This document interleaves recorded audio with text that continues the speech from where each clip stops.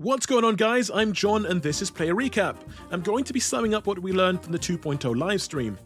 First things first, redeem codes. These are only active for a couple of days, so you gotta use them fast. They expire 2 days from now at 8 AM on the 23rd, that's Pacific time. I can't say I'm the biggest fan of codes with super tight deadlines, but I get that it's a perk for people who get involved in the live streams.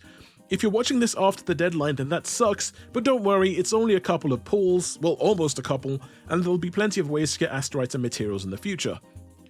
So, after the livestream begins, we get a brief intro to Rinascita, which is a nation of independent city-states. We're going to be visiting the city of Raguna, where echoes are an integral part of society and can be found just about everywhere.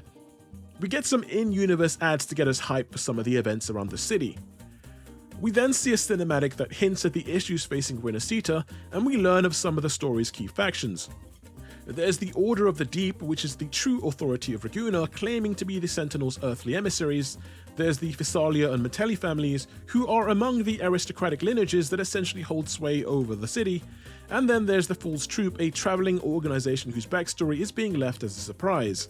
The Fraxidus will also be featuring in the story. Now, we're introduced to two upcoming Resonators, which most people are already aware of by now through Kuro's drip marketing. Carotta, the second daughter of the Montelli family, a glacial resonator who is themed around gems. She can conjure pistols and bullets and fights using graceful dance-like movements. Her ultimate summons a mirror reflection that's tied to her backstory. We'll also be getting her gun, the Last Dance, which shares her design. I really love how this looks actually. Then we've got Roccia, who can summon tornadoes that group enemies up even when you swap out, which is going to be pretty awesome, especially for an AoE attacker like Camellia in her Vine form, who doesn't have an easy time moving around. Her signature weapon is a pair of gauntlets called Tragicomedy that look like a fool's mask when paired up. She's not the one who actually fights with them though.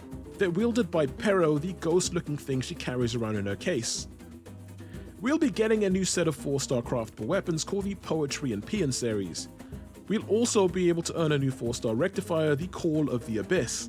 I really love how this looks too, and I honestly wish it was a 5-star weapon or a skin instead, but I'm happy to get it anyway. Next, we get to see some beautiful areas around Raguna, like the Nimbus Sanctum. There'll be 8 new areas, some of which are evidently more ominous than others. There's also this zone which essentially screams Falova. She's got a pretty distinct spider lily aesthetic, and you can see the red petals wrapping around the outside.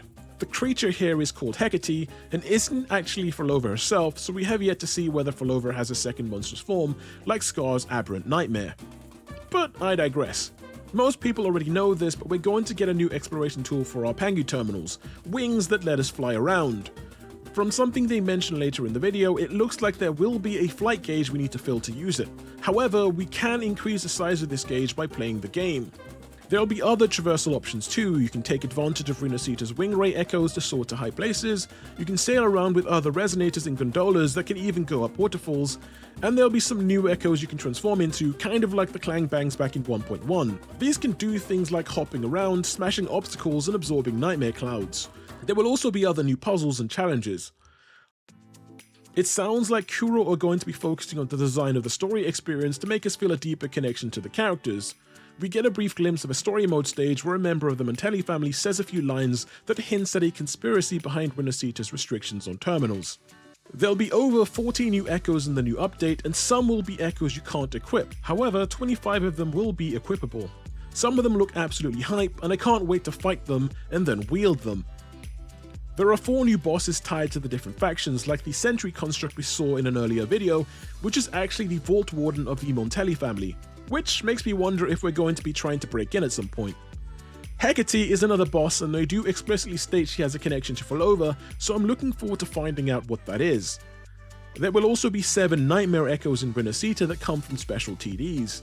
These seem to be variants of other TDs like the Crownless and Inferno Riders, and come with new skills and Sonata Effects. We're going to be getting 5 new Sonata Effects, but details are yet to come. So, events. The first banner is going to be a double banner where you can get both Carotta and a rerun of Jeji with Chichia, Sanhua and Mortefi as the 4-star rate-ups. Next is Roccia and the Jinshi rerun everyone's been praying for, with Yuhu, Dungeon and Yuanwu as the 4-star rate-ups. This is probably going to be a pretty tough choice for most people, but if you've been waiting to build an optimal Jinshi team, then this is a great chance to snipe both Jeji and Jinshi in one go. I'm personally going for Carotta and Roccia because I've got everyone else already. We'll also be getting Carotta and Roccia's companion stories. While they don't mention the exact amount of asteroids, there should be a ton to collect in the remaining events. We'll be getting a couple events called the Tales of the Isles and Traces of Tides, which are an area exploration event and a new photo collection event respectively.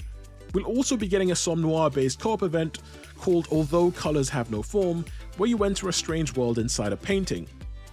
Next, there's a pretty funny reference to John Wick. Someone's destroyed the retired accountant John Victorio's cherished echo, and we've got a combat event where you help them settle the score. Everyone's favorite combat simulation, Pincer Maneuver, is back. I know how much you guys love Pincer Maneuver, and Tactical Hologram is also getting some new challenges. Looks like we're going to have more Doritos to collect. Then there's the usual collection event, Gifts of Joyous Tunes, in which you can get 5 standard pools and 5 limited pools. There's also Wuthering Exploration and another low logistics event, which I actually really look forward to. I'm always happy to see our favourite overworked hamster again. Now, for what people are really hyped for. The outfit feature is here, and you're able to earn a Sanhua skin for free in an event called Dances for Spring's Return. I imagine this is because everyone gets her on day 5 for free. This costume is probably a reference to a backstory from before she met Jinshi.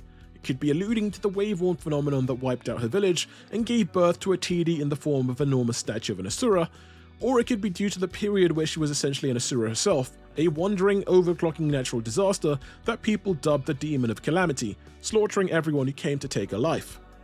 Yeah, Sanhua's been through a lot. There'll also be a premium Jinshi outfit with an exclusive avatar, sigil and weapon skin. I find it funny that they call it a coating like in PGR. Anyway, this Jinshi skin will have special combat animations. Unfortunately, we don't get to see how it looks just yet. Next up, there'll be a login event called Celebration Aftertunes. If you log in on certain days between the 29th of January and the 13th of February, you can get a total of 1,600 asteroids. A 10 pool, basically. Now this next bit is awesome. We're going to get a bunch of really cool quality of life changes, some of which we've been hoping for since launch. Firstly, there'll be a feature called Next Stop Rinascita, which will have a main quest fast track event. This will let you begin 2.0 story right after you've completed Chapter 1 Act 3, and so new players can get access to the update's new features super fast. They're also adding another feature which should quell some of the concerns people have about upgrading characters. They're introducing boss challenges early access, which will let you use the guidebook or upgrade panel to fight new enemies and unlock ascension materials in advance. So basically, you don't have to worry about pulling a character you can't upgrade because you're not far enough into the story. You'll also finally be able to switch genders. There'll be a new option in the settings that lets you switch back and forth once every 24 hours. Next, you'll be able to use Synthesise anywhere, so you don't have to find a terminal to do it anymore. You'll also be able to convert different material types. One thing that's also easy to miss is that they've added a new type of material which looks like tranquilite cores. Currently, tacit discords that are technically tranquilites in the lore, like prisms and stalwart bracers, drop whispering cores, most likely to keep the number of resources manageable. I'm curious whether they'll modify this retroactively now that they're introducing these items to the game. They've also streamlined dailies, and so simply logging in will already give you 20 activity points towards the 100 you need to reach daily.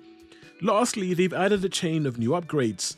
This is how you increase the size of your flight gauge. You can also unlock hidden areas.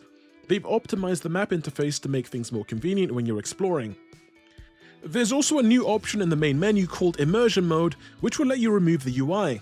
We'll finally be able to capture full-screen images and footage without the restrictions of the camera mode. This is such an awesome addition, and I cannot understate how happy I am that they've added this. Additionally, they've added something called the Archive of Melodies, which will let you interact with an echo in Rinascita to play any song from the game's soundtrack. You can also switch the background music whenever you like. There's also going to be a fan creation event, which they'll reveal more about on their social media accounts. And that's about it. I hope you enjoyed this summary and that you're as excited to play 2.0 on the 2nd of January as I am. Catch you later!